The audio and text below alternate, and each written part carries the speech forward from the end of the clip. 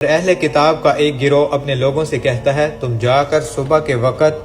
کتاب پر ایمان لاؤ جو مسلمانوں پر اتری ہے اور شام کو انکار کر دو تاکہ اس طرح اور مسلمان بھی اپنے دین سے پھر جائیں، اور کسی کی بات کا یقین نہ کرو سوائے اس کے جو تمہارے دین پر چلے، ورنہ دوسرے لوگ تمہارے رب کے ہاں تمہارے خلاف جھگڑا کریں گے۔ اے نبی صلی اللہ علیہ وسلم، آپ صلی اللہ علیہ وسلم ان سے کہیں اصل ہدایت اللہ کی ہدایت ہے اور کسی پر فضل کرنا اللہ کے اختیار میں ہے، وہ جس پر چاہتا ہے فضل کرتا ہے اور اللہ وسط والا جاننے والا ہے، جسے وہ چاہتا ہے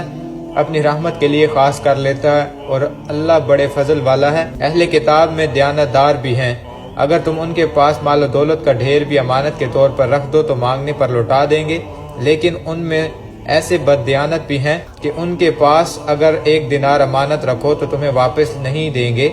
جب تک تم ان کے سر پر سوار ہو کر ان سے وصول نہ کر لو۔ یہ ذہنیت ان میں